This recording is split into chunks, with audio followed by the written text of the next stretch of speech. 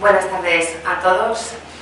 Hoy Nódulo Materialista se complace en contar con la presencia de Pedro Antonio Heras, profesor emérito de la Universidad de Tarragona, Historia Contemporánea, con el que afortunadamente ya hemos contado en alguna otra ocasión, de manera que repite con nosotros por voluntad nuestra de volverle a tener, volverle a escuchar.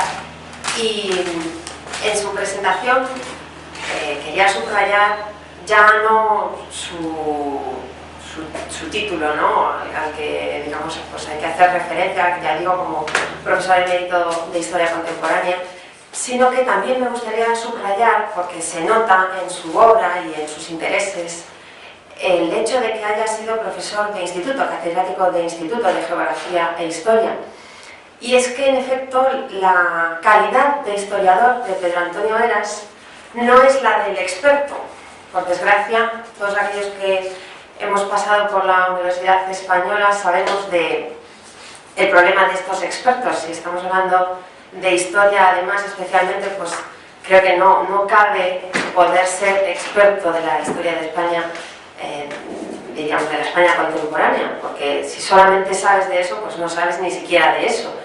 Y es, como decía, la calidad de historiador universal, y es que, como nos va a demostrar hoy, va a tratar sobre la ética del trabajo, la calidad y cuestiones relacionadas con la ética en los siglos XVI y XVII, dando prueba de esto que digo, es de esa visión generalista de la historia que le permite poder hablar de todas las épocas, porque en el fondo practica una filosofía de la historia que me atrevo a definir como una filosofía patriota de la historia de España. Y en ese sentido decía, no es ningún experto a su favor, ¿no? Y también quería decir, como segunda nota característica de la personalidad de Pedro Antonio Heras, que es su condición en este ejercicio de patriotismo y por esto, diríamos, su segundo título, ¿no?, vicepresidente de Convivencia Cívica de Cataluña, decía, es su condición de militante en esta defensa de España en una situación como la actual política, en la que tan necesarios son profesores como él, porque no solamente ha impartido en parte historia, sino que además trata de hacer pública la degeneración de la enseñanza de la historia que en España se está sufriendo, y prueba de lo cual es el último libro publicado en 2009, La España adaptada, subtitulado La formación del espíritu nacionalista, en el que Pedro Antonio Heras presenta un estudio sistemático de la malversación, de la tergiversación de la enseñanza de la historia en España, especialmente en Cataluña y en el País Vasco, y, como digo, demostrando con ello que bueno, en estas discusiones que en la actualidad muchas veces se tienen en las tertulias acerca de si España se rompe, no se rompe, si, en fin, pues se puede ser tolerante o no con el separatismo, como digo, Pedro Antonio Heras demuestra que esto ya no es una cuestión discutible, son hechos lo que él presenta en su libro La España adaptada, que digo que podría servir para que cuando en estas discusiones que a veces surgen, ¿no?, si es así, que el separatismo está produciendo una fractura en la sociedad, pues podríamos utilizar el libro de Pedro Antonio Heras para enseñarlo y decir, pues mire usted, no hay que discutir, es una cuestión de hechos. Aquí, en este libro, está demostrado. Y es que, como él mismo en su libro dice, la fractura, desde el momento en el que se ha establecido lingüísticamente y en la enseñanza, pues de hecho ya prácticamente está producida, ¿no? No hay que discutirlo. Diríamos, es este libro el que podría servirnos para demostrarlo. Y además quería anunciar que sigue trabajando en estas cuestiones que, como digo, pues ya empiezan a dejar de ser discutibles gracias a gente como Pedro Antonio Heras, y que esperamos entonces que lo antes posible pues podamos contar con esta publicación y seguir, gracias a él y a otros profesores que dan la batalla en este terreno tan difícil pero tan necesario en nuestra actualidad, en la España de este presente tan convulso, digo, pues que es tan necesario que exista, ¿no?, y por el que le damos las gracias. Pero esta tarde, como decía, viene a hablarnos sobre la ética del trabajo, la caridad en los siglos XVI y XVII, y no quiero robarle ni un minuto más. Muchas gracias, Pedro Antonio Heras, por su presencia. Estamos deseando escucharle. Pues muchas gracias, Atilana, por tu amabilísima presentación. Es un placer. Enciéndelo. ¿Sí? Ahora. Bueno, decía que muchas gracias a Tirana por tu amabilísima presentación y es un placer estar aquí en el centro un año más, ¿no? Un año más hablando con los amigos del Nódulo Materialista y con el grupo Amigos del Centro.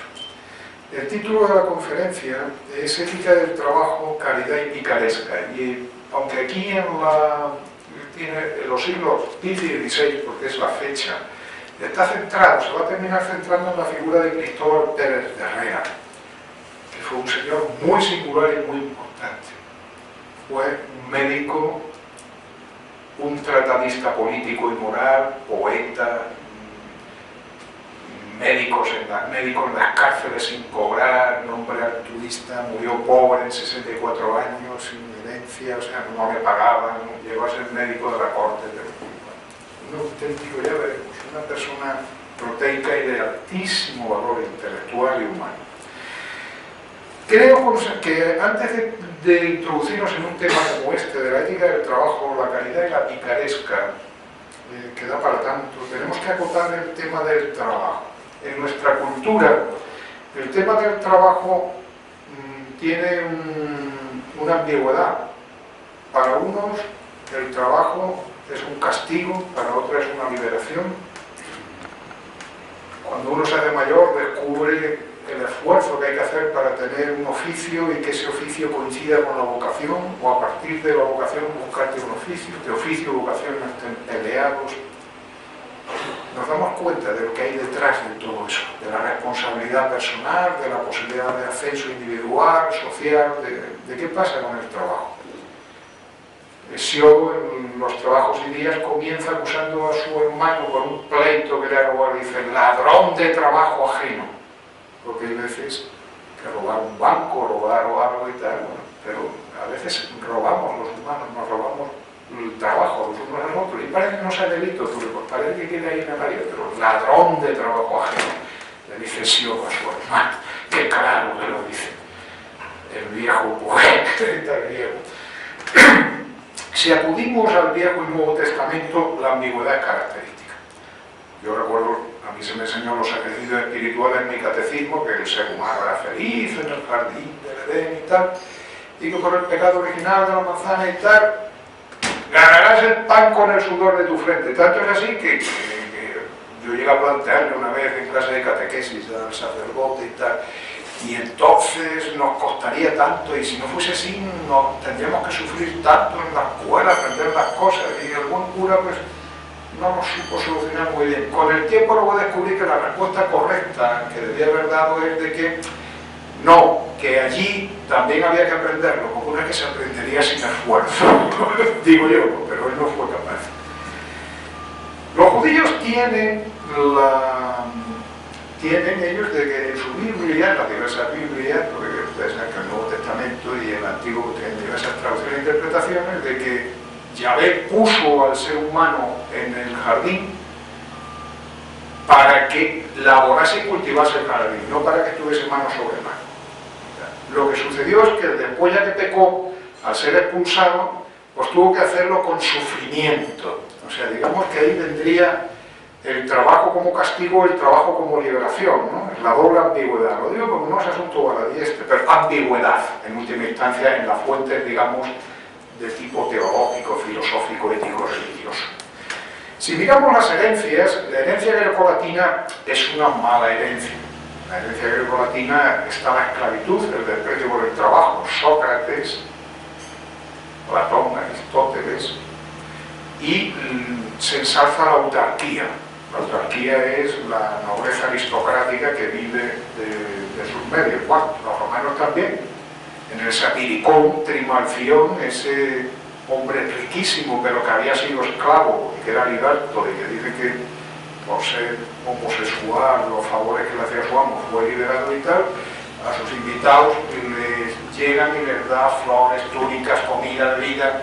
Todo lo que veis aquí, la tierra, el mar y el aire, todo está cogido en mis fincas, en mis territorios. La autarquía, ¿no? El ideal de autarquía como un valor supremo. Está la herencia judeocristiana, que hemos dicho es ambigua, pero esto hemos dicho del Viejo y Nuevo Testamento, y por lo que sabemos de los bárbaros, los germanos, ¿no? Que son los bárbaros más importantes, porque son luego los que han perdurado más. Si atendemos a Tácito en Germania, la obra de historia, de ensayo antropológico, aproximación, diríamos hoy, los define como bastante vagos, bastante borrachos, valientes, combativos, dispuestos a verter la sangre para poder robar a sus enemigos, pero nada aficionados a cultivar la tierra y a trabajos, a ningún tipo de trabajo. Comer, beber, dormir mucho y a luchar, ser muy valientes para poder robar. O sea, digamos que las herencias así antiguas pues quedan ahí. Vamos rápido, pues de otra forma, la Edad Media se constituye fundamentalmente en la cultura indoeuropea, genera tres órdenes, la estratificación social en tres órdenes. El que reza y el que combate, que están en la cúspide, hay peleas entre ellos, entre el que reza y el que combate. El que reza pretende ser el primero, y a veces el que combate pretende ser el primero, pero terminan fundiéndose y queda abajo del todo el que trabaja, ¿no es eso? Durante la Edad Media hasta el 1200 el trabajo está profundamente despreciado, exceptuando el trabajo de herrero o el de joyero. ¿Por qué? Porque naturalmente las armas son necesarias y las joyas son necesarias para los nobles, la iglesia y tal, y los poderosos. Todos los demás trabajos son oficios viles e indignos, que incluso tienen una especie de hay que pagar pecados en los manuales de confesores y tal. A partir de 1200 esto cambia, el desarrollo urbano. Las catedrales góticas son el exponente del desarrollo urbano de una variedad y se nota en las vidrieras. Las vidrieras de las catedrales comienzan a aparecer ya la vida de los santos, del patrón de los trabajadores, ya se coloca. A partir de 1200 se van aceptando las actividades mercenarias, porque hasta entonces lo mercenario era lo que era pecado. ¿Por qué? Pues porque el dinero disolvía el orden feudal. El orden feudal no tenía por qué correr dinero, porque el siervo de la gleba con el señor feudal tenía un contrato en el cual le daba su trabajo y le daba su esfuerzo en caso de lucha armada. Pero de hecho, el excedente económico que el señor feudal le sacaba al siervo, los jamones, pellejos de vino, quesos, cueros, etc., pues eso le sacaba lo que iba a consumir él y sus amigos durante el año, pero nada más, porque se pudría, se descomponía y tal. Sin embargo, cuando llega el momento de que ya el señor necesite dinero para poder comprar cosas en las ciudades, se va a encontrar con que al siervo le va a decir, oye, dámelo en dinero, porque el dinero no se pudre ni se descompone ni se pone viejo, y se puede guardar muy bien allí en los sótanos del castillo. Los jamones y los quesos no, y las peras, o sea, por lo tanto hay una tensión ahí, y por supuesto todo lo mercantil, todo lo mercenario y la usura estará condenada, ¿no? Durante la Edad Media, porque disolvía el sistema. Y tanto es así que los frailes, hasta que se van creando las primeras universidades, allá por el 1100, cosas así, universidades que dependen de la iglesia, de las catedrales, de las iglesias, hasta entonces la enseñanza, el monopolio lo tenían los frailes en los conventos, y la enseñanza de allí se daba gratis, ellos no cobraban. Es cierto que naturalmente para ir al convento algún pobre entraría, que es lo que habitaba, pero que tenía dinero tenía que dar bienes al convento. Ellos no cobraban por las clases, pero reciben mecanismos. Y cuando los curas, los canónigos de las ciudades empiezan a dar clases cobrando, la teología teórica de los frailes dice que eso es una sinvergoncería, porque la sabiduría es algo que lo da Dios, y lo que da Dios no se puede vender. Y esto habrá 100 años de luchas hasta que se termina logrando decir, no, la sabiduría no se puede vender, porque es de Dios. Pero el esfuerzo de enseñarla es del que lo enseña, y eso sí que se puede cobrar. El tema de cobrar por la actividad, por el trabajo, se va a terminar afectando, por lo tanto el valor de lo mercenario, de vender, se va a terminar afectando a partir de 1200. Hay un libro luminoso que yo me hice de él en 1984, que es el profesor Jacques Legoff, un medievalista francés, Tiempo, trabajo y cultura en el occidente medieval, que es una joya, esto lo explica muy bien. Aunque la vida contemplativa, incluso a partir de 1200, la vida contemplativa se va a considerar superior ética y espiritualmente a la vida activa. Esto se va a seguir manteniendo. Incluso en las herejías, caso de los cátaros, se va a considerar que un artesano puede ser buen cristiano, etcétera, etcétera. Pero que no llega a la perfección de aquel que no ejerza ningún tipo de oficio y que esté dedicado solo a pensar en Dios y demás. O sea que lo superior es estar alejado de cualquier actividad. O sea que hay la actividad económica, el oficio, te degrada, te pones en una nivel. Este desprecio por el trabajo en nuestra sociedad española legalmente va a estar funcionando hasta 1784, en que Florida Blanca abrimos el bucle, después lo cerraremos, en que Florida Blanca, el gobierno, en nombre de Carlos III, dicta la ley de que no hay ningún oficio vil, mecánico ni vil ni indigno y que cualquier artesano o cualquier persona que tenga un oficio podrá ocupar cargos públicos, que hasta entonces lo tenía prohibido. ¿No es así? A partir de 1784 se puede. Pero qué duda cabe que esa es la ley. Después ya la rémora intelectual y la rémora emocional del desprecio por el trabajo, pues podemos ponernos la mano en el corazón y los que tenemos ya una edad, pues a ver si eso sigue funcionando o al menos en nuestra edad funcionaba, etcétera, etcétera. En España, en esta época, siglo XV-XVI, se funde un orden monárquico señorial, con una base señorial de unos señores fuertes, e imperial, con un refuerzo imperial. O sea, todos estos elementos, podemos decir, constituyen la esencia del poder político en España. La teoría, hasta entonces, es de que la pobreza, desde la Edad Media, de que sobre la pobreza y la caridad es que la máxima humildad es pedir limosna, porque fíjate si que es humilde, que vive de las limosnas y además te da la oportunidad para que limpies tu alma, para que hagas bien, etcétera, para que te puedas salvar de tus pecados. Y a la vez, por lo tanto, su correlativo, la otra cara será la máxima obra buena es hacer caridad. ¿No es eso? Se juntan ahí claramente. Hacia el 1500 hay un cambio de actitud hacia la pobreza en toda Europa. ¿Por qué? Porque crece mucho el número de pobres y porque se están produciendo revoluciones técnicas y se están produciendo revoluciones de tipo político, ideológico, religioso, emocional, que cambian las mentalidades.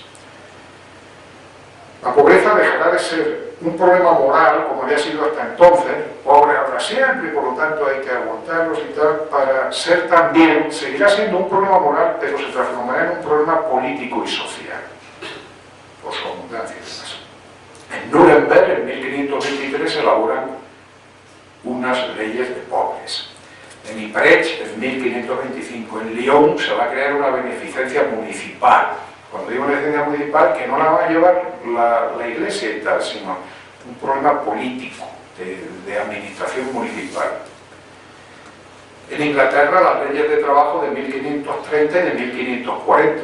Las leyes de 1540 en Inglaterra estuvieron funcionando hasta 1834, que con la revolución industrial cambiaron las leyes de pobres para que hubiese mayor movilidad en la mano de obra. Fíjense ustedes, sí que lo asunto. Y en España, en 1540, las cortes había carga abundancia, pues se dice, los mendigos no podrán pedir por las calles, tendrán que estar encerrados en sitios y tal, pero naturalmente eso no se cumplió nunca, porque la Iglesia se opuso. La ley la dictó Carlos V, pero el emperador no tuvo fuerza de hacer ley práctica, porque la Iglesia se opuso a las órdenes medicantes, etc. La prohibición de limosnear no se cumplió. Ya veremos cómo durante. En Flandes se va a desarrollar la teoría de que uno no tiene derecho a la limosna, que uno tiene derecho al trabajo. Derecho a la limosna no, derecho al trabajo sí. En Flandes hay una revolución industrial, revolución artesana, ¿no? La revolución de ciudades burguesas, ciudades con actividad. Por lo tanto, la ética del trabajo allí. Y en este contexto, el humanista español valenciano Juan Luis Vives, que estaba huido de España pues, por la Inquisición, que era erasmista y que era un hombre humanista muy profundo y que lo tocaba todo, escribe El socorro de pobres, en 1526, y lo escribe y lo dedica al ayuntamiento de Brujas, que era un ayuntamiento de estos reformados árabes, en lo que propone secularizar la caridad. Decir, no, la caridad no es eso de ir pidiendo por la calle y que la iglesia recoja dinero para dárselo a los pobres. La caridad es un tema de distinguir pobres fingidos de pobres auténticos, y la caridad tiene que ser un problema municipal, un problema en definitiva secular, un problema político. Dice Vives, demasiados mendigos viven limosneando para disfrazar su pereza con capa de pobreza. Son perezosos, disfrazados de pobres, pero lo que no tienen es trabajar. Sigue diciendo, ricos y pobres incurren en el mismo pecado. Todos roban, unos por no repartir lo superfluo que amontonan en sus arcas o malgastan en fiestas y banquetes, otros por convertir la mendicidad en oficio. Y sigue diciendo que la verdadera limosna debe consistir en cualquier obra por cuyo medio se socorre a la miseria humana. Modernamente diríamos el pez y la caña, no hay que dar un pez, hay que dar una caña y enseñar a pescar, ¿no es así? Repito, la verdadera limosna debe consistir en cualquier obra por cuyo medio se socorre a la miseria humana. La pobreza ya vemos que dejaba de ser una bendición divina, como en la teoría hasta entonces, ¿no? La pobreza es, se demuestra al pobre una máxima humildad por pedir y al rico por dar también. Los dos salvan su alma, ¿no? Deja de ser una bendición divina para aparecer como una calamidad y una injusticia social, la obra de Vives. Propone que el Estado socorra a los pobres haciéndolos trabajar, no dándoles limosna a cambio de nada, sino haciéndolos trabajar en casas de trabajo. Dice que Jesucristo no llamó bienaventurados a los pobres de dinero, sino a los pobres de espíritu. O sea que no es el tema de... Por esa época en España hemos tenido las comunidades de Castilla, que fue una revolución burguesa antiseñorial a favor de la industria, digamos, nacional de la época. Quería que no se exportase la lana merina castellana, que era tan buena, y que como mínimo 3/5 partes por ley se iban a Flandes, cuando había que importarlas después a 7, 8 y 9 costes de sus precios. Pero bueno, saben ustedes que en 1521 los comuneros fueron derrotados, ¿no es así? Y no es exagerado decir que en el aspecto de la industria nacional, en aquella época, pues ahí empieza la decadencia. Lo que ocurre es que nosotros ese agujero que se nos abrió, lo cubrimos después con una serie de tesoros que vinieron de América, y claro, la movilidad social en España pues estaba las posibilidades que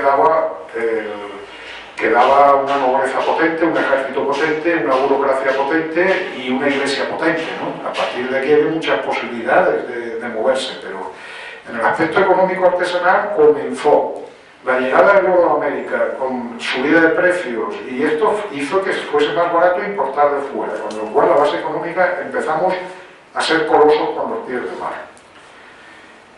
En 1540, que esto ya era un problema fuerte, porque ya hubo una primera quiebra con Carlos V, que el Estado quebró, con su hijo quebró 3 veces, pero con ella quebró una.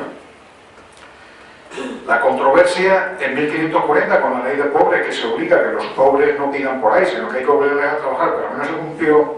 El padre Domingo de Soto, dominico, de gran preparación intelectual, fue uno de los lumbregas de Trento, en el bando, digamos, de la Contrarreforma. Va a escribir una obra en contra de que a los pobres se les prohíba pedir. Y va a tener la contrarréplica de un benedictino, Medina o Robles, el padre Medina o Robles, de los dos nombres se llama, diciendo Medina a favor de que no, Medina a favor de la teoría de Vives, 20 años atrás, diciendo que no, que a los pobres hay que hacerles trabajar. Soto no, de que Soto, que en otras cosas era una lumbrera, en esto demuestra que es una persona muy reaccionaria, muy conservadora y que tiene un profundo desprecio por los oficios mecánicos. Leo. Soto legitima la ociosidad en nombre del sentimiento aristocrático de la honra, ya que hay mendigos, comillas, grito mucho, ¿se oye bien o no? Sí, se oye bien. ¿Bien? Sí, señor. Ya que hay mendigos, comillas, de buena sangre que están en pobreza o porque perdieron sus haciendas o porque son escuderos, los cuales no aprendieron oficio ni tienen arte de vivir. Y estos no por eso son obligados a abatirse a oficios viles y trabajosos para mantenerse, sino justamente pueden pedir limosna y se les debe hacer en mayor cantidad que a otros pobres de menor condición. O sea, está claro como aquí lo deshonroso es trabajar, pero vivir sin dar ni golpe y no aprender oficio, pero como vienes de familia bien, doble de limosna, huevos de 2 yemas, ¿no es así? Es un caso típico, ¿no? Medina, por contra, son los dos religiosos. La lucha estaba dentro de la Iglesia, digamos, en nuestro país. España ha dado de cal y de arena en todos los sectores sociales, las ideologías. No es un país, se han impuesto casi siempre unos, pero vamos, es un país de gran riqueza ideológica, emocional.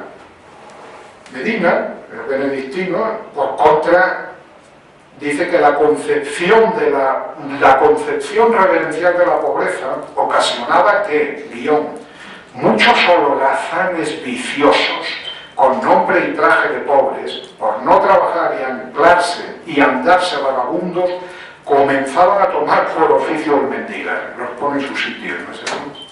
Propugnaba acompañar a la justicia con la misericordia y a la limosna con la verdad. Grandes palabras, repito. Acompañar a la justicia con la misericordia y a la limosna con la verdad. Si quieres no tomes notas, luego te dejo la fotocopia. Y a uno que le interese, ¿no? Y añade que las ventajas sanitarias, espirituales y económicas que se alcanzarían distinguiendo a los pobres fingidos y obligándolos a trabajar de los auténticos, socorrer a los viejos y tal, y a la enfermedad juvenil enseñar y tal, se alcanzarían ventajas sanitarias, espirituales y económicas, tenían como denominador común el interés público. Fíjense ustedes, no habla la moral, habla el interés público, la razón de Estado. En la Corte de Valladolid de 1548 y 1552 se pide que los vagos sean obligados a trabajar, comillas, ya que antes faltan jornaleros que jornales. O sea, que había jornales que no había para trabajar. Proponen que el padre de pobres, que estaba instituido, el jefe, el responsable de cada pueblo, que estaba instituido en la ley de 1540, los controle, comillas, porque allende que ellos son mal inclinados a trabajar, tienen muy buena excusa con decir que nadie los querrá llevar. Decir, no, va a haber este que os va a llevar, ya veréis. En este contexto, en 1557 se produce la primera quiebra del Estado de Felipe II. No hay para pagar a los acreedores. Imaginemos ahora si nosotros tenemos que pedir un rescate, ¿no? Pues nos encontraríamos así. Y un año más tarde, un contador, un economista, diríamos hoy de Burgos, Luis Ortiz, le manda un memorial a Felipe II. Es un memorial complejo, detallado, dolorosamente exacto y profundamente realista. En el memorial a Felipe II en 1557, en 1558, un año después de la primera bancarrota, Soto advierte de que el descrédito del trabajo hay que acabar con él, que hay que proteger a la manufactura, prohibiendo exportar materias primas sin elaborar y exportarlas luego elaboradas a 8 o 9 precios. La lana no tiene que venir elaborada de Flandes, hay que elaborarse en Segovia y en Toledo y en Cuenca. Y hay que prohibir la importación de materias elaboradas. Es la teoría del mercantilismo, ¿no?, que está en boga entonces. Coincide con el programa de los comuneros en 1520, el programa que fue derrotado. Elabora una fuerte crítica a la economía y psicología del hombre hispánico. Cree que está preso en una aristocracia mental de la ociosidad y que son parásitos sociales e indigentes, que con esa mentalidad termina transformándote en un parásito social y en un indigente. Comillas, dice, viven los más ociosos, sin letras ni oficios mecánicos. Sigue, contribuyen y además pagan los que no pueden, los pobres. Hay gran suma de hijosdalgos, monasterios, clérigos y otras personas de orden que son libres de techar, que no pagan, ¿no? Claramente junta todo, desprecio por el trabajo y que pagan los pobres, la mayoría mayoría, pero no los pobres de pedir, sino el artesano, el labrador, pero que la nobleza, la aristocracia no pagan. Creen que hace falta una política del trabajo como en Brujas, Génova o Venecia, comillas. Me atrevería a dar orden como se quite de España toda ociosidad e introducir el trabajo con el cual se introducirán innumerables tesoros. Él dice que el tesoro es el trabajo, que son los hombres y que es el trabajo, que no es el oro y tal, sino que es eso. Propone derogar leyes vejatorias sobre los artesanos. Habrá que esperar a 1784, ¿verdad? Comillas, por las cuales están los oficiales mecánicos aniquilados y despreciados, y que se promulguen y hagan otras en favor de ellos, dándoles honra y oficios, como se hace en Flandes y en los otros reinos, donde hay ordenadas repúblicas con estas libertades. No solo de honrarse a los que trabajan, sino que debían trabajar los que se sentían honrados por nobles. Propone que los nobles también trabajen en sus hijos. Pide por el interés nacional una formación profesional para todos, comillas. Se ha de mandar que todos los que al presente son nacidos en estos reinos, de 10 años abajo, y los otros que nacieran de aquí en adelante para siempre jamás, aprendan letras, artes y oficios mecánicos, aunque sean hijos de grandes y de caballeros, de toda suerte de estados y de personas, y que los que llegaran a 18 años que no supieran arte ni oficio ni se ejercitaran en él, sean tenidos por extraños de estos reinos y se ejecuten en ellos otras graves penas. Le pide que la nobleza también trabaje, todo el mundo. Comillas. Estando la gente toda ocupada en sus oficios, no habrá los ladrones, salteadores, vagamundos y perdidos que hay en el reino. Que con ir a Italia y a las Indias, la cantidad de gente que ha ido y que cada día va al presente, ni caben en el reino ni en las cárceles, los vagabundos y los ladrones, ¿no es así? Y que si fuesen oficiales se remediaría y se excusaría este daño. Un escritor, Diego de Hermosilla, Diálogo de Pajes, escrito en 1573, critica a los ociosos y a los clérigos, hidalgos y gente que tienen renta, pero que le disgusta.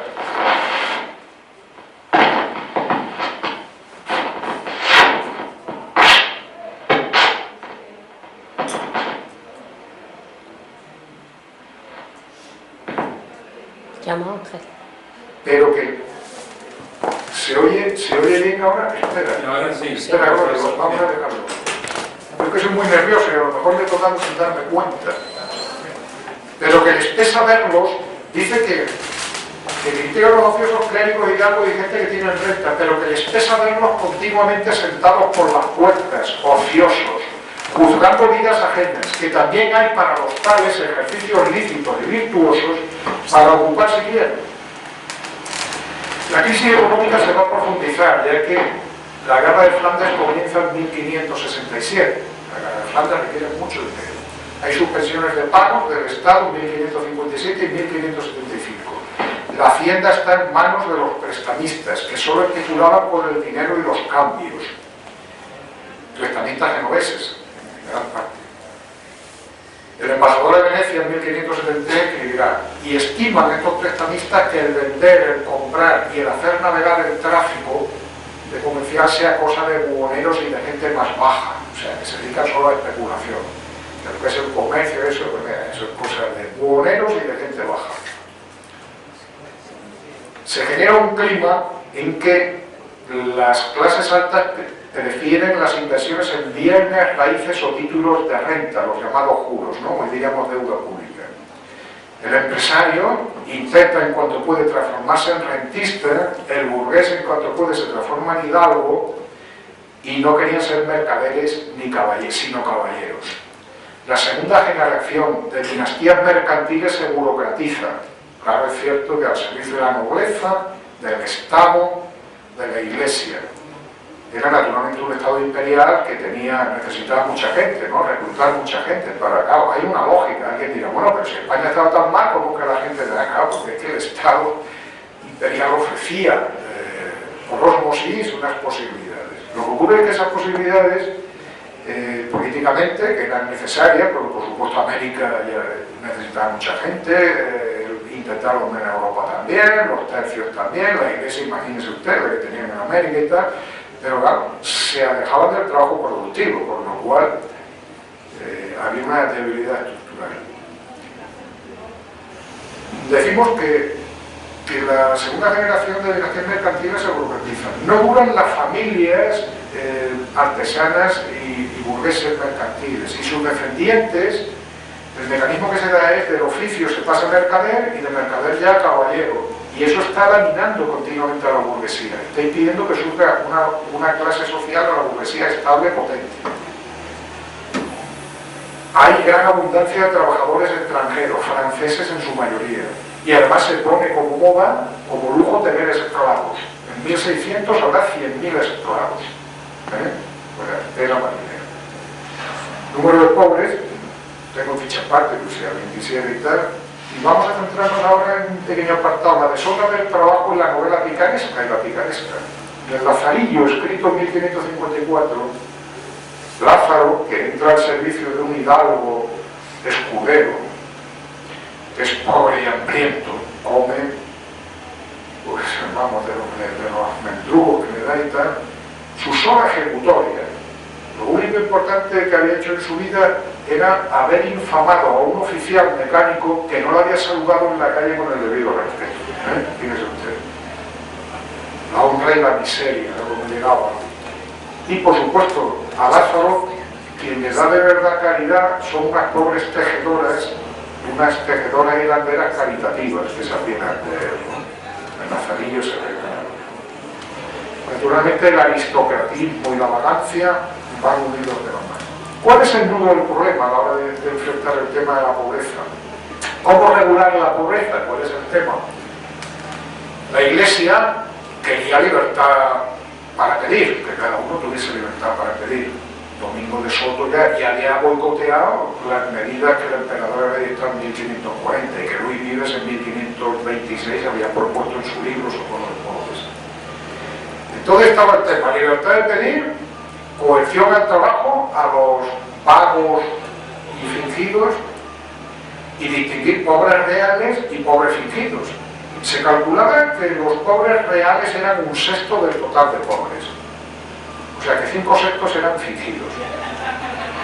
Los estudiantes, por ejemplo, podían mendigar con permiso de sus profesores de forma legal, porque se suponía que sí, los estudiantes pobres podían.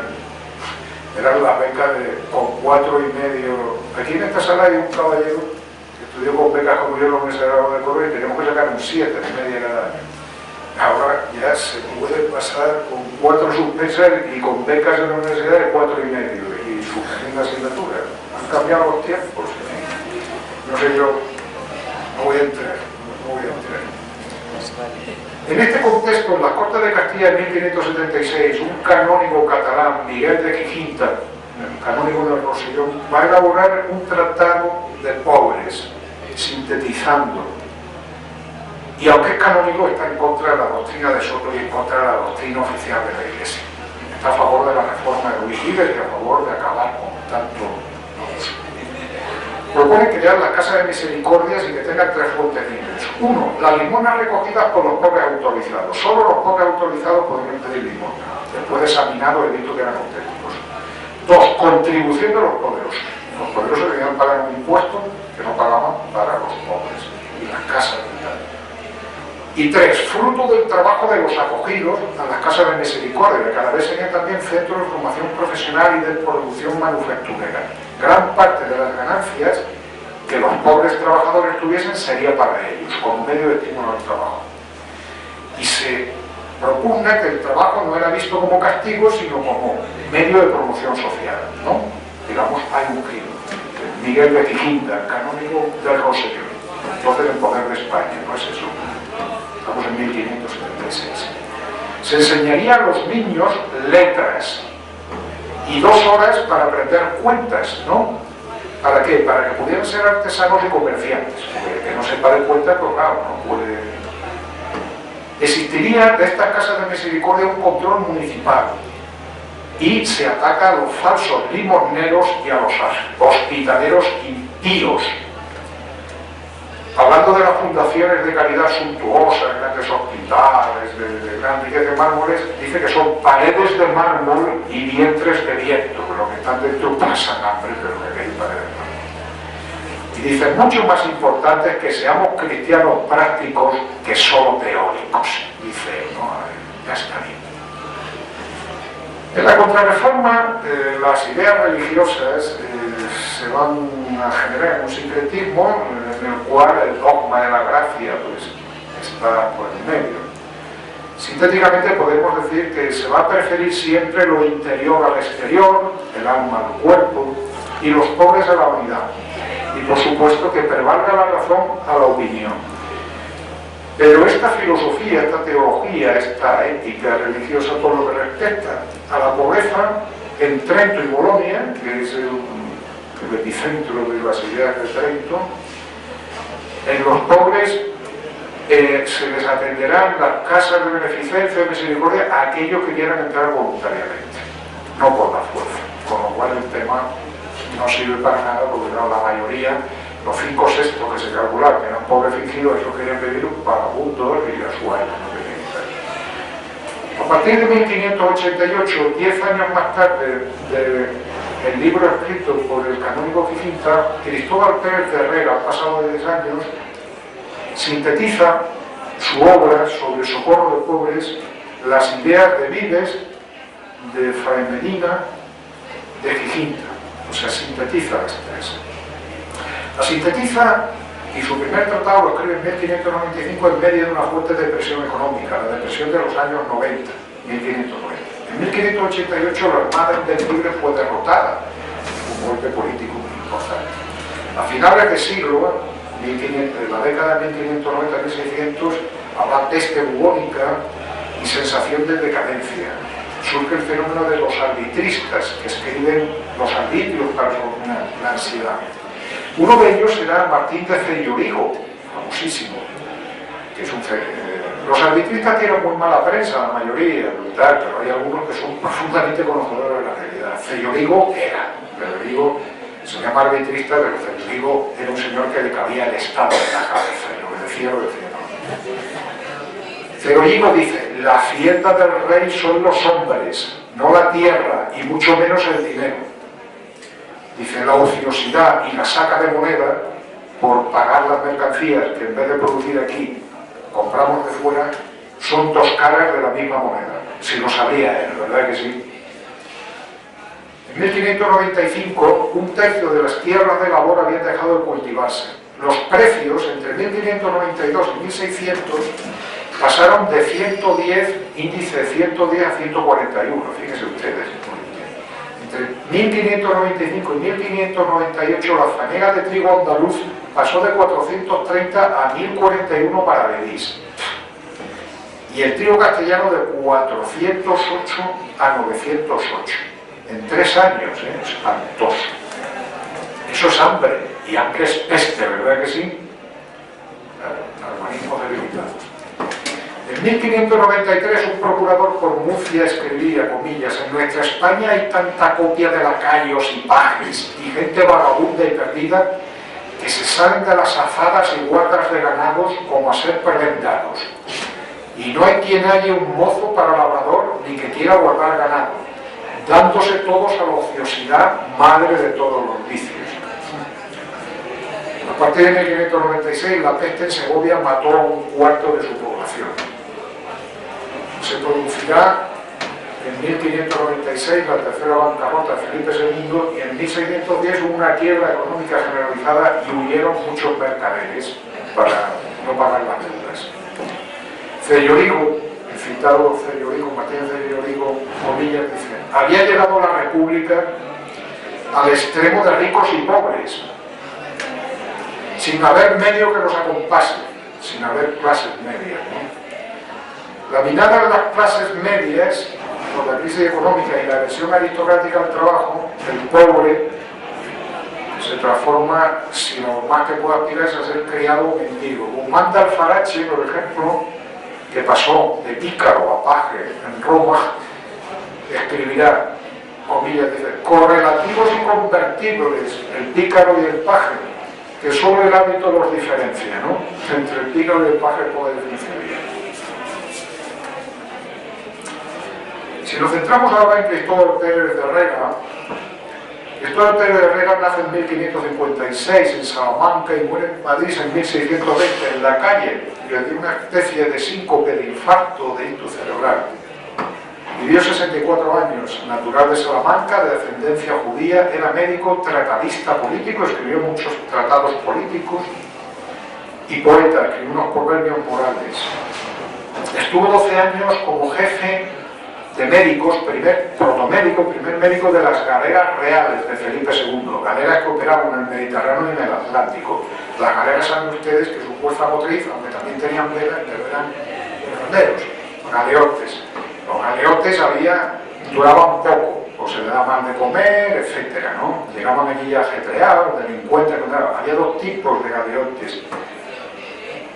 Los galeotes no se entendían, eran los de la galera, y luego estaban los de tierra firme. Don Quijote libera a los galeotes de Ginesillo de Pasamonte, el golfo famoso, galeotes de tierra firme. Esos iban a trabajar a las minas de Almadén, que se les dejaba ahorita, ¿no? Entonces, Cristóbal Pérez de Herrera fue 12 años primer médico de las galeras. Ya veremos las innovaciones que hizo.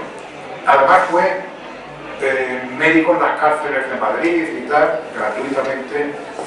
Y fue un hombre heroico y de gran sagacidad estratégica, aunque no era militar, ya lo veremos.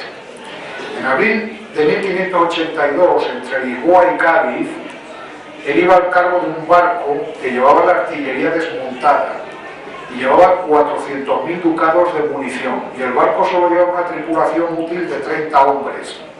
Pues ese barco fue asaltado por dos barcos piratas de La Rochelle, rochelenses, ¿no?, del puerto francés, bretón.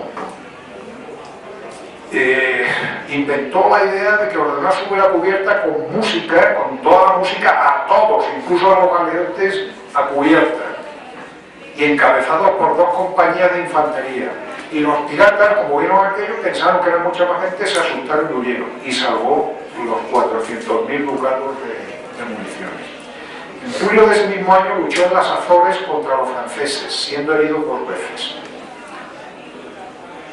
Introdujo mejores en la dieta y el hábitat de los galeotes. Hasta entonces se les daba solo habas, pero él lo sustituyó por garbanzos. Hoy ya sabemos que el garbanzo, amigo mío, es su majestad el garbanzo, ¿verdad que sí? Que lo tiene todo, es la legumbre perfecta, pero entonces no se sabía. Antiguamente se sabían cosas y no se sabía el porqué, pero se sabía, ¿no? Como sabía, por ejemplo, pues los romanos, sabían que plantando gramíneas, tramuces, garbanzos y tal, pues la tierra se obtenía una cosecha y a la vez quedaba abonada, ¿no? No sabían que era el nitrógeno que sueltan. Eso hasta luego en 1770, que lo descubren los ingleses, se olvida, pero bueno, saber las cosas. Lo mismo los arquitectos romanos sabían por práctica la resistencia de materiales, o sea, calcular los puentes y tal. Nosotros hemos querido, pues sustituye los garbanzos, sustituye por garbanzos, les da vino e instala tiendas para que en vez de estar en cubierta o allá la lluvia, el viento, tiendas para que estén protegidos, y procura vestirlos lo mejor posible para que así duren más los galeotes. En 1587 luchó en Melilla, y en 1588 entre Cartagena y Gibraltar iban 6 barcos, entre los cuales iba el suyo, y de una estratagema para salvar los 6 navíos con 1.200 quintales de pólvora que llevaba, y que había riesgo de ser atacado por 20 barcos holandeses e ingleses. Esperó la noche, convenció a los demás jefes, capitanes de los barcos, esperó la noche, se quedó quieto y mandó poner 2 fanales por navío, a proa y a popa. De esa forma, los ingleses, por la noche, cuando lo vio, pensaron que los barcos eran dobles, porque el navío solo no se ponían a proa y a popa. Pero además mandó atacarles con toda la artillería, con todos los fusiles y con toda la música que se pudiera hacer, con todas las cajas y los tambores que cada uno llevase. Estos por la noche se asustaron, alguien que te ataca con eso, que piensa que son más tal, igual se asustaron y huyeron y se escaparon. Los combates nocturnos se prestan a ñagazas que unas veces salen bien, otras salen mal. En 1797 los ingleses nos hicieron en el Cabo San Vicente a los españoles una ñagaza espantosa para nosotros, nos hundimos nosotros en media flota.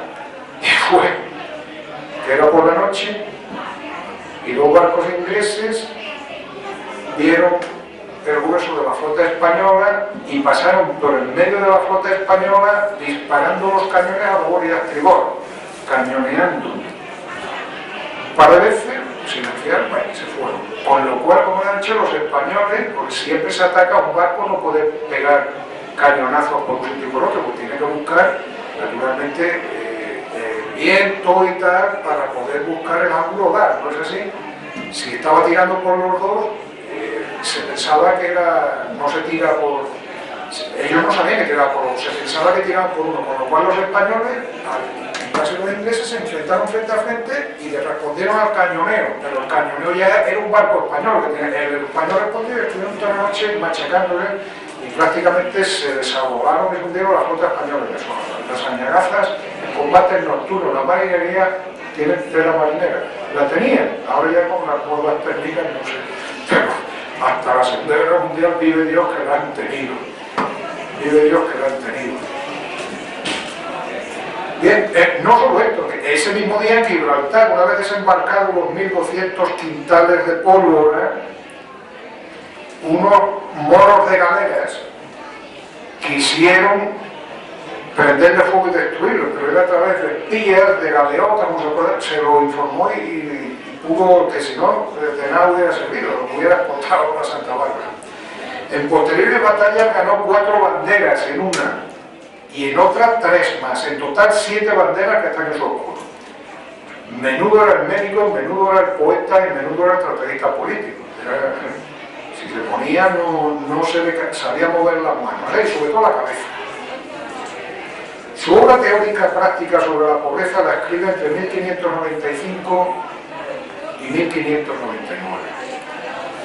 Se llama, lleva por título Amparo de Pobres y está agrupado en 10 discursos. Aquí está.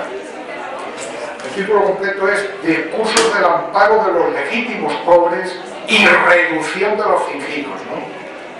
Y de la fundación y principio de los albergues de estos reinos para los pobres y amparo de la milicia de ellos.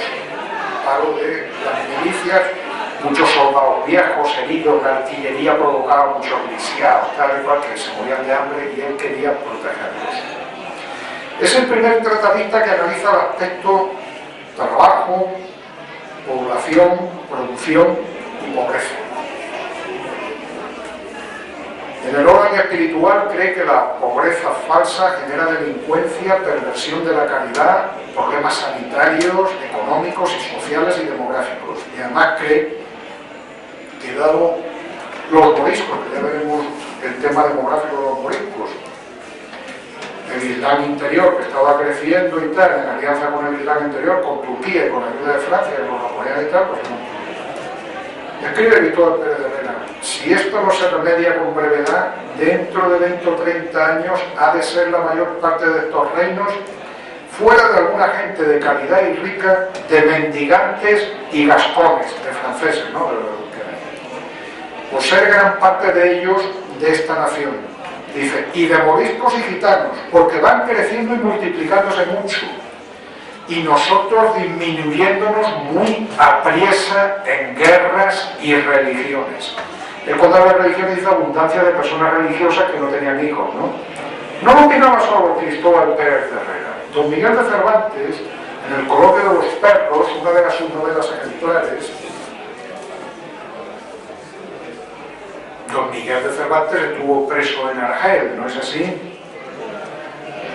Y Don Miguel de Cervantes, pues, siente compasión por los moriscos expulsados. Don Miguel de Cervantes es un humanista y tal.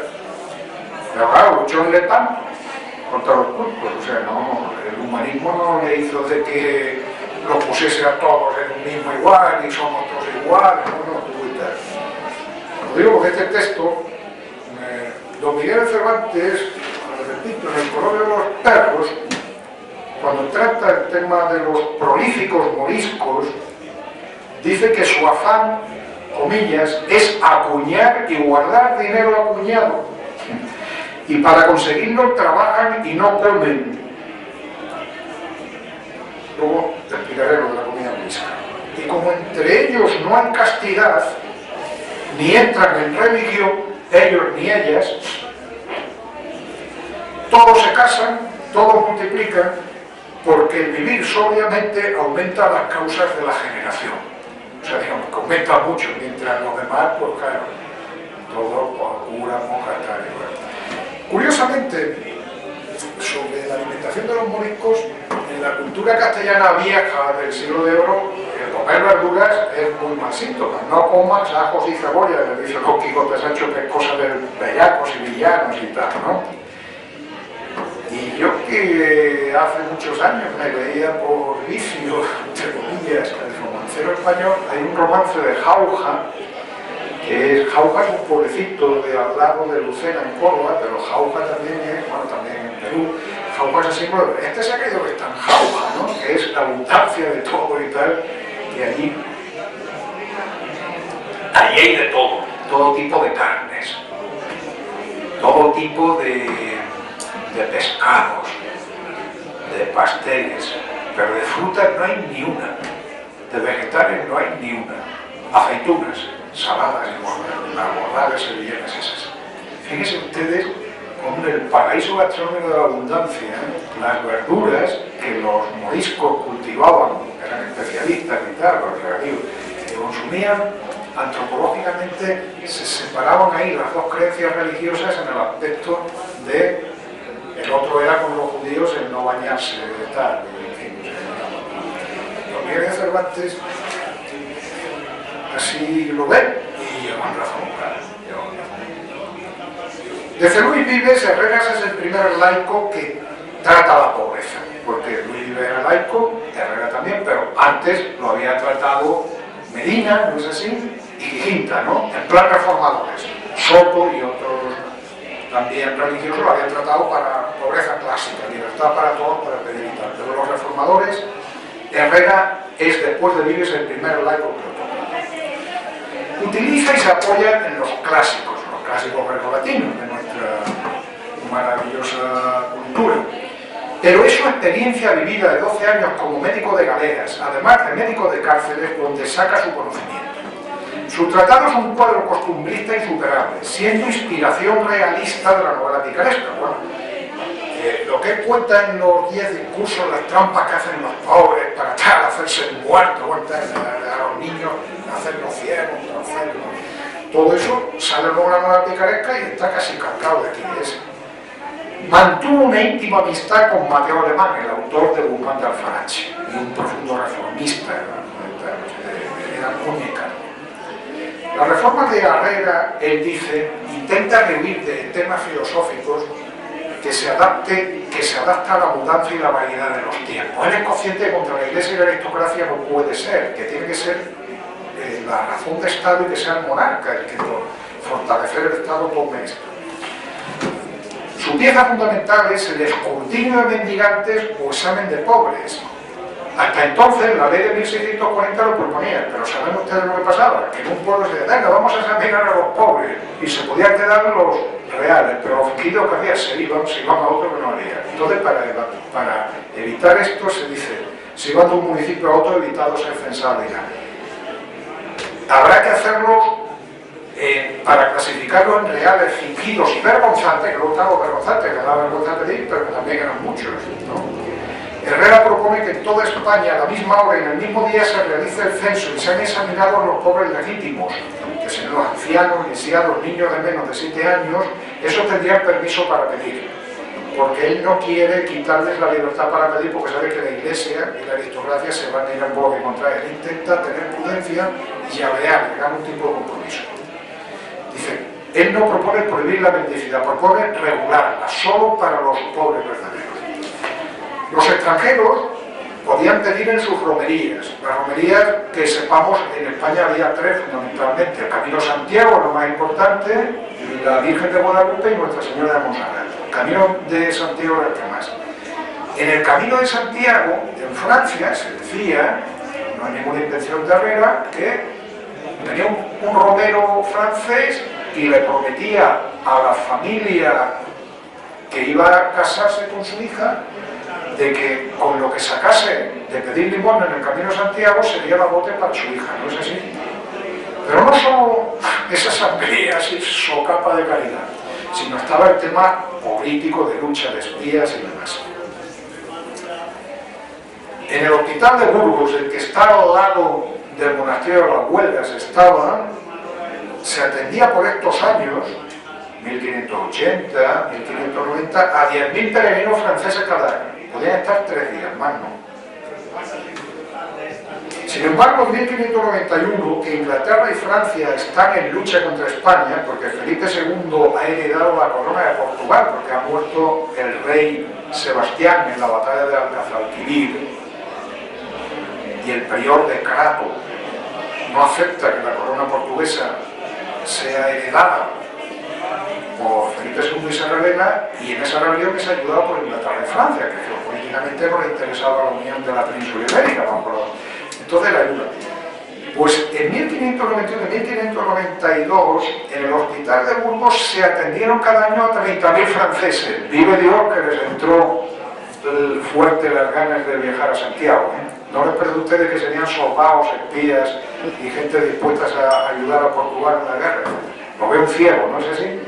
Pero claro, él ya propugnará cómo tendrán que en las medidas, cómo habrá que censarlos, entrarlos y tal. Los albergues que él propone para atender a los pobres, las limosnas serán recogidas por los mendigos que dormirían allí en el albergue, que recibirían instrucción cristiana y que comían fuera de sus limosnas, y la que sobrase la entregaban al albergue. Podían comer y cenar fuera. El albergue era un hospital, los enfermos iban a un hospital, allí no podían estar enfermos y sanos juntos. Los enfermos mendigos auténticos iban al hospital. Era parroquia y dormitorio, perdón, las mujeres y los hombres, los casados pueden vivir juntos, pero las mujeres y hombres que entren por una puerta distinta y que no se vean, claro, para evitar las ocasiones, dice él. Para evitar ocasiones, dice Dios, llevarlos al cabo, bebiéndose, eso pasa en las cárceles actuales, ¿no? O sea, que claro, pues las cárceles cada uno tiene su... En su administración, en la base, en cada uno, estaría un representante del ayuntamiento, un sacerdote para la doctrina, un representante de la judicatura de cada y un representante de la iglesia. Eso en cada uno, pero en la cúspide sería el Estado quien tuviese la administración. ¿Me explico? El control lo tendría el Estado. La iglesia colaboraba y se le pedía colaboración. En su administración intervenía el Estado en el nivel superior y se pedía la colaboración en todos los niveles de la iglesia. Esto no se aceptó, claro, no se aceptó porque la iglesia, su gran coartada ético-moral, pues es pedir limosna para darse a los pobres, ¿no es eso? Por supuesto, es claro. Entonces, el transformar que el control del Estado, pues esto, la iglesia y la nobleza la legitimaba un poco, porque además esto iba a crear, la idea que tenía era dignificar el trabajo, crear capas medias, burguesías mercantiles y una sociedad señorial, pues esto creaba problemas. En los 10 discursos se tocan todos los aspectos, causas, vicios y fraudes de los pobres. ¿Qué hay que hacer con los niños, con las mujeres, las prostitutas, los militares y los sectores necesitados? En todos ellos, de forma desde ya, tiene cabida en ellos. Se presta gran atención a la formación profesional y a la actividad manufacturera y técnica.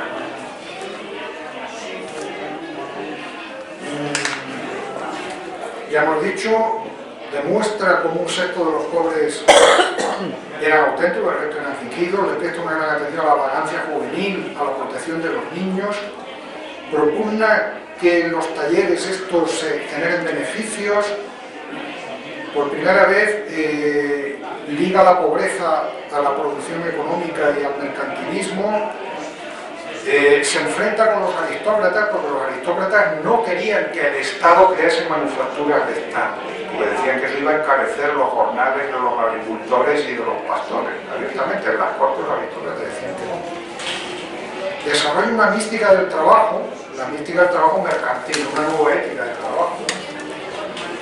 Liga artesanía y ciencia, dice que menos enseñar latín en estos albergues a los niños y más castellano y matemáticas.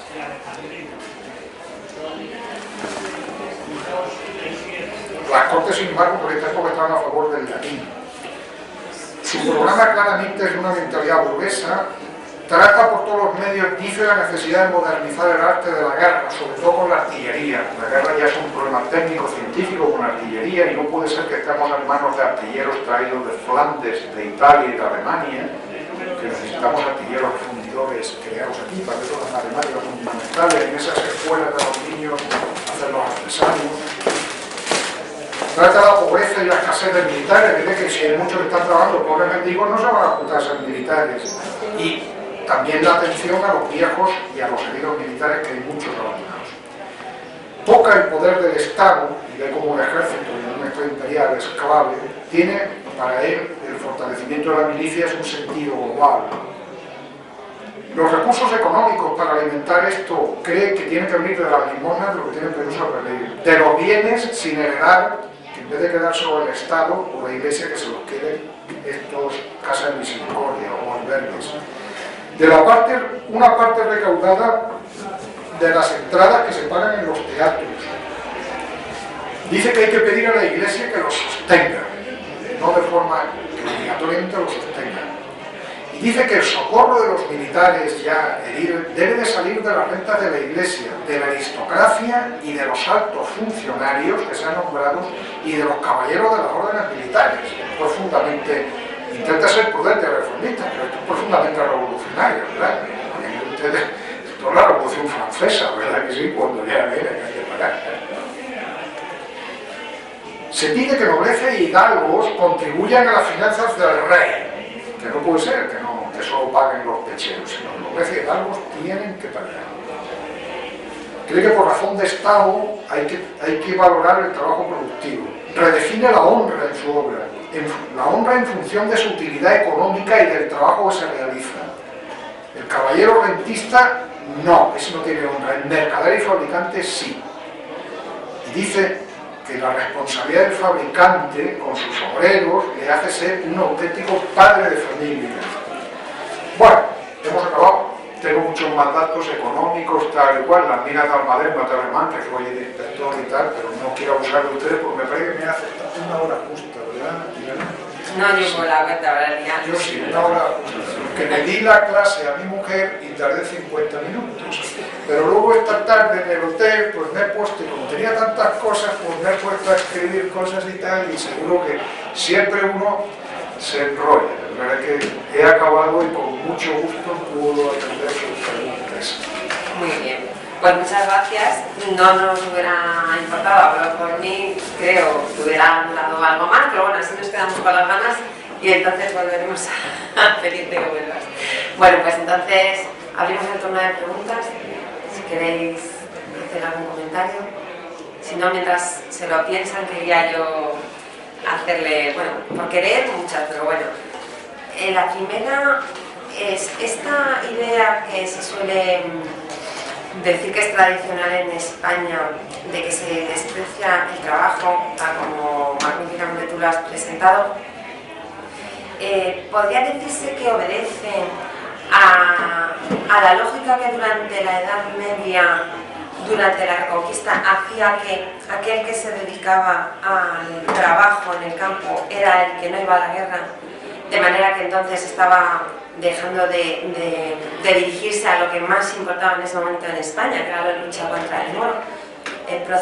Porque creo que esta tesis la he visto en algún lugar, la he leído, ¿no? El desprecio al trabajo artesanal no es tanto, es decir, habría que contextualizarlo. Cogido en abstracto se desprecia esta idea tan española, pero no sé, te pregunto si tú crees que tiene alguna relación con esa necesidad de ir a la guerra, porque la frontera con el Islam era la que había que mantener. Yo creo que no, porque las 3.700 batallas contra el Islam, que significan los 8 siglos de reconquista, que se dice pronto, ¿no? Por eso, es que 8 siglos marcan tanto la mentalidad. 8 siglos no mucho, pero no es, era abierto, porque a la guerra iba el que quería.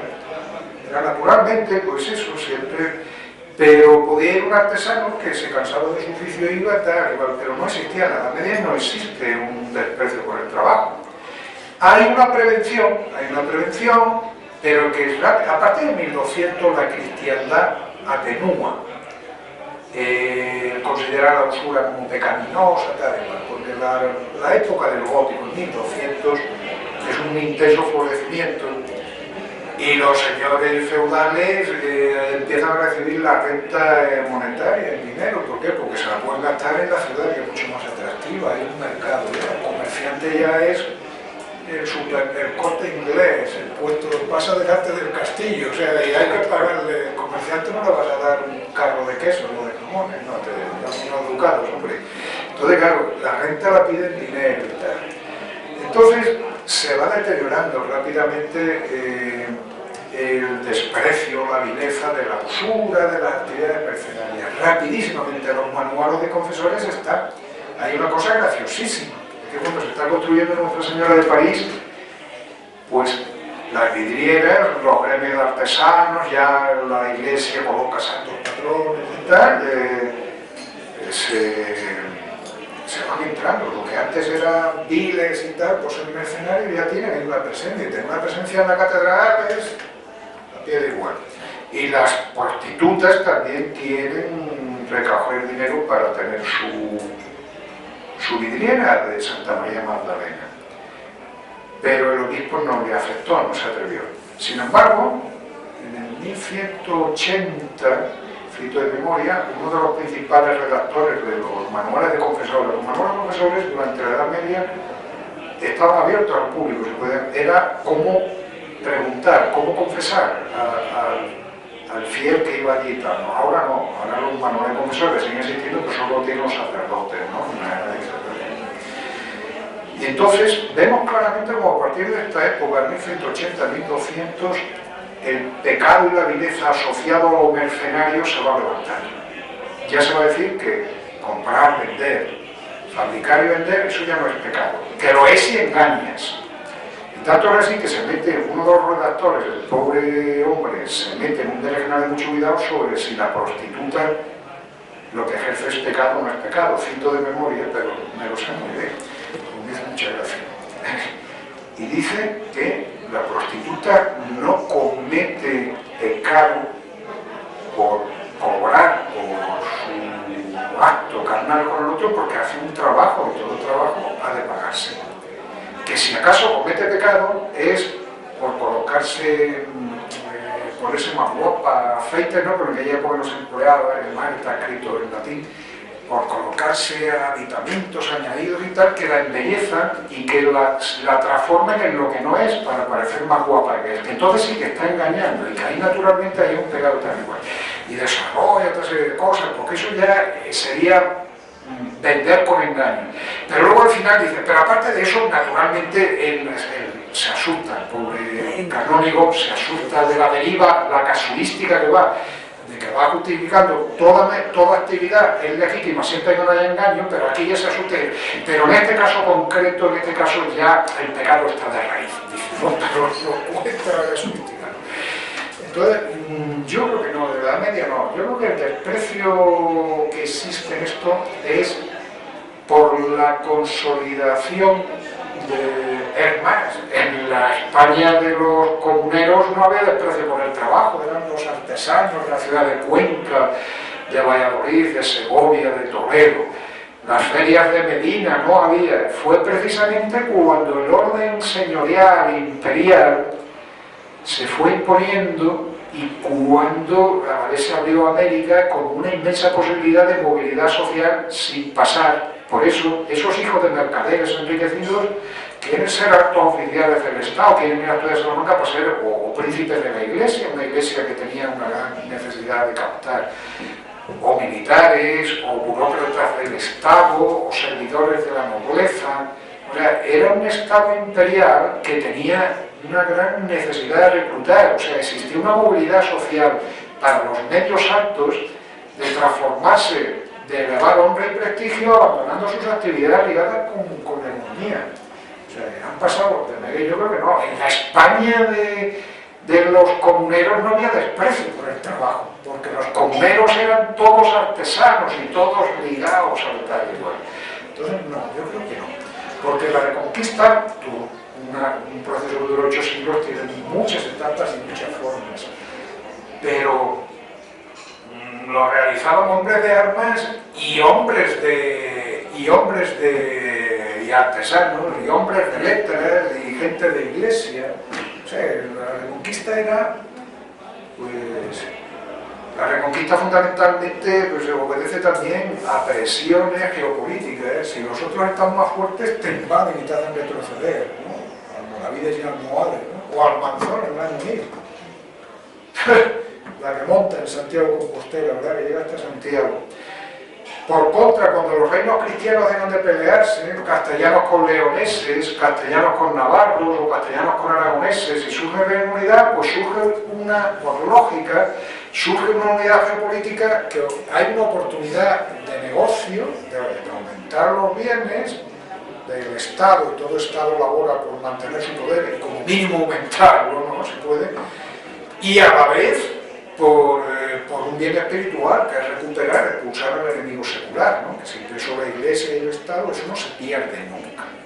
Eso no fue un invento de la Iglesia, eso estaba ahí desde los tiempos en que los godos fueron derrotados y tal en Asturias, pues eso es una... ¿Y qué? Porque estaba Carlomagno, que lo explicaba. Los españoles que huyeron aquí derrotados a visigodos le llaman los hispanis en las fuentes de Carlomagno. Los hispanis. No le llamaban visigodos, dicen los hispanis, ¿no? Cuando él crea luego la marca hispánica, lo que es la Cataluña actual. O sea, digamos que yo creo que no, por eso no. Yo también quería hacer... perdón. Al respecto, que simplemente quería recordar que además de la sociedad guerrera de la Reconquista, va unida la palabra repoblación, en donde en dichas repoblaciones era absolutamente necesario todo tipo de trabajar, desde roturar tierras y luego herreros, tal, o sea, que se fue creando ciudades a la par. Que no solo era la batalla, era luego hacer producir aquello. Eso es, claro, asentarse. Pero se puede decir que a lo mejor en la jerarquía ideológica la guerra era el oficio más importante, por esa situación de frontera tan caliente, ¿no? Con una civilización en expansión que había que frenar.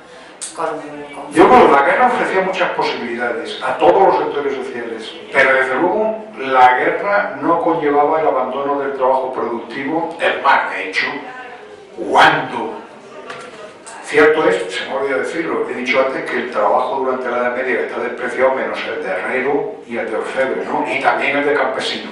El campesino era como es la base. El campesino, como es la base del poder feudal, y el herrero y el orfebre, que son oficios demiúrgicos, casi mágicos, no saben, el saber el hierro, cuándo, a qué color hay que ponerlo, y luego si lo enfrías en aceite o en agua, cómo aquello se hace más duro, tal y cual, son saberes demiúrgicos, ¿no es eso?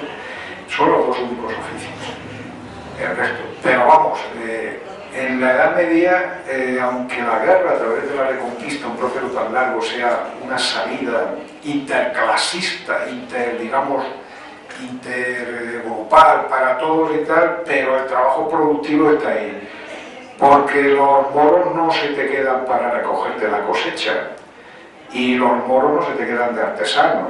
Sobre todo, cuando llegue a Andalucía, sí, que ya los grandes, el Valle del Guadalquivir, haya mucha población, sí, que es cuando de hecho, cuando ya se empieza a conquistar Andalucía, es cuando de hecho ya a algunos señores se les reparten 30.000 pies de olivo, que significan 30.000 olivos. Esos son muchos olivos, ¿eh? Pero, y entonces hay mucha población que se queda allí, porque ya es una gran densidad de población. Pero, y los cristianos no estaban en absoluto interesados en que se fuesen los moros, o sea, quiero decir, porque los necesitaban para trabajar, etcétera, y pues claro, pero vamos, ahí no había un desprecio por el trabajo, ahí no había un desprecio formal por el trabajo. El desprecio formal por el trabajo va a cristalizar fundamentalmente después de las comunidades, en ese tránsito que va a las comunidades el mismo año que Cortés está descubriendo y conquistando México, y que Carlos V consolida su poder, y que se genera una monarquía señorial imperial que es otra cosa, nunca vista en el mundo. y que tiene unos frentes imperiales geopolíticos, unos gastos tremendos, que tiene una demanda de personal militar, que tiene en América, o sea, una sangría de gente que va allí a descubrir, colonizar, tanto burócratas, militares, clérigos, o sea, es mi humilde punto de vista. Sí, por supuesto. Y por último, quería decirte lo oportuno que es este tema para tratar hoy. Vamos, quiero decir, en estos momentos, conforme a las noticias que estamos viendo en estos días, porque es curioso que me estaba recordando esto que estás diciendo de distinguir el pobre fingido del pobre verdadero a lo que está sucediendo ahora mismo, bueno, me dirás si te parece, ¿no?, con los desahucios, ¿no? Es decir, el problema ahora, las críticas que están surgiendo a estos intentos de condonar las deudas o de paralizar los desahucios y demás es cuántos sean falsos, el problema de que la gente que paga su hipoteca se va a ver dañada por aquellos que dicen que no pueden pagar. Entonces será la casuística de que esto que se está presentando en el siglo XVI, que nos has presentado tú hoy, lo va a tener que hacer el gobierno, porque ahora mismo ya están diciendo, bueno, podrán ser desahucios, o sea, se frenará el desahucio para enfermos y personas mayores. Entonces, sería... Bueno, hay casos, está marcado el agua, hay casos que el desahucio hay que paralizarlo, que es un tema muy grave. Bueno, se lo vamos a sacar de ahí, tendrá que llevarlo a algún sitio. Claro, pero es obvio que eso hay que averiguarlo bien, porque si no, pues yo no pago tampoco. Y entonces lo ocurre, porque se termina que se acaban con las hipotecas, que ya nadie te prestará dinero para comprar una casa, porque ya de que quita. Pero claro, es el tema, siempre de averiguar lo fingido y lo auténtico. Bueno, eso pasa también. Cuando en España tenemos la costumbre de decir, ¿qué hace ahora? Ahora estoy en el paro. No, no. Y que estoy buscando trabajo, que no guardamos ni la forma. Y estoy buscando trabajo, pero mientras no lo encuentre estoy en el paro. Pues de hecho en el paro no hay que estar. O sea, estoy cobrando el paro. O sea, vamos, en el paro cobrando el paro. Porque el paro hay que darlo, pues, con todo el derecho del mundo, es una ley benefactora para aquel que lo necesita, pero que parte de la base que está buscando trabajo. Pero claro, en este país sabemos que la mayor parte, no ahora, porque la crisis ahora es tan fuerte que tiene otras características, ¿no? No anula lo anterior, pero hay que añadirle otros valores. Recuerdo hace 30, 20 años las estadísticas decían que el 95% de los que tenían seguro de desempleo encontraban trabajo faltándole un mes justo para que se le acabase el seguro de desempleo. Bueno, pues, mucha casualidad, ¿no? Se lo toman como unas vacaciones. Es que tengo derecho, es que tengo... No, el derecho... El seguro de desempleo es para el que un patrón no encuentre, pero si tú no buscas trabajo no tienes derecho al seguro de desempleo, aunque lo estés cobrando, se lo está quitando a uno que lo necesita de verdad. Que a lo mejor se tira 3 años y no encuentra, buscando y no encuentra, y sin embargo se le ha acabado al año y medio, y habría que seguir dándoselo, porque el pobrecito, por edad, por lo que sea, pero bueno, sí, siempre. He dicho antes en los trabajos de los días de Siodo, ¿no? En el 700 años antes, esto era el poeta griego cuando dice a su hermano, ladrón de trabajo ajeno. Es que los humanos, es que hay algo en la vida.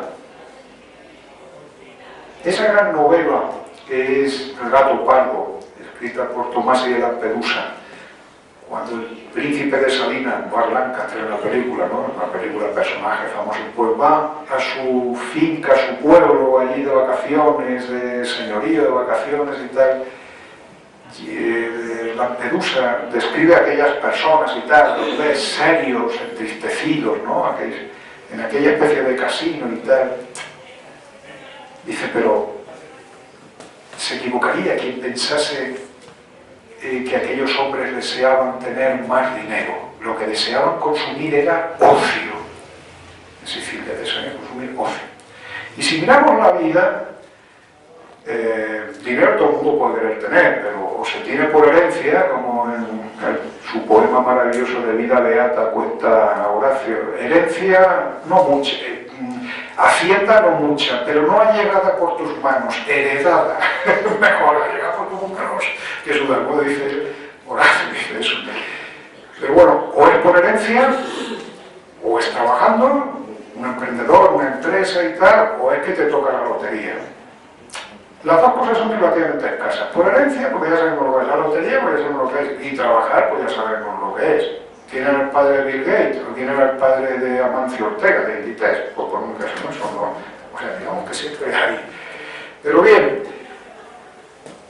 más fácil que tener riqueza es consumir ocio. Consumir ocio sí que está al alcance de cualquiera, siempre, o de una gran mayoría, siempre que esté dispuesto a llevar un tipo de vida de no un nivel excesivo alto de consumo. ¿Me explico bien?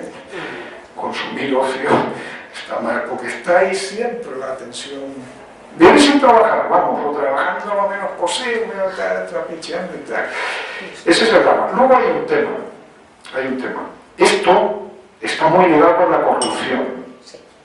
Y en las sociedades católicas, grecolatinas, de cultura grecolatina, y luego ya de superestructura y matriz católica, cristiana católica, está muy extendido. En las protestantes hay otra ética del trabajo y hay menos corrupción. ¿Me explico bien? O sea, quiero decir que ahí también son elementos, ¿no? Pero esto nos llevaría a otro tema, porque por supuesto sería otra conferencia, otras 3 o 4 seguidas. Yo humildemente me he ceñido a un momento de la España imperial, en un momento en que había reformadores. Se me ha olvidado decir una cosa que es fundamental, se me ha dado la pregunta esta tarde. No le hicieron caso a Cristóbal Pérez de Herrera. Pero en 1750, habían pasado 250 años, hubo un economista irlandés afincado en España que escribió obra pía de socorro de pobres y tal, y copia las ideas íntegras de Cristóbal Pérez de Herrera. Este economista amplía estas ideas en una obra que se titula Proyecto Económico, escrito en 1762. Y este proyecto económico inspira toda la política social reformista de Floridablanca, en todo lo que tiene que ver con los trabajos. Y es Floridablanca quien en 1784, como primer ministro Carlos III, le levanta legalmente la interdicción a los oficios viles, mecánicos civiles. Dice, ya no hay oficios viles y mecánicos. Todo oficial o todo artesano podrá tener derecho a ocupar cargos públicos en su ayuntamiento. ¿Entienden ustedes? El bucle, con melancolía y con tristeza, pero bueno, al ser optimista, tarda 284 años, pero se llega. Y con respecto a don Luis Ortiz, que escribió en 1558, más de 250, ¿no? 300, pero bueno, se me olvidaba esto y es un detalle, porque ustedes saben que yo siento una profunda admiración por Floridablanca, por sus reformas, por su saber, por su gran sabiduría, y esto era un detalle que se me olvidaba. Esta tarde con la pluma lo está haciendo en el hotel, de memoria, pero como, en fin, no, la siesta no acaba de venirme el sueño, digo, voy a redondear aquí un poco, lo he escrito a mano. Muy bien. Pues con este último detalle tan interesante nos despedimos, recordando que el próximo mes vamos a tener una conferencia muy interesante a la que están invitados. Así que muchas gracias, muy buenas tardes y como siempre el último acto, el vino de Rioja. Hasta la próxima.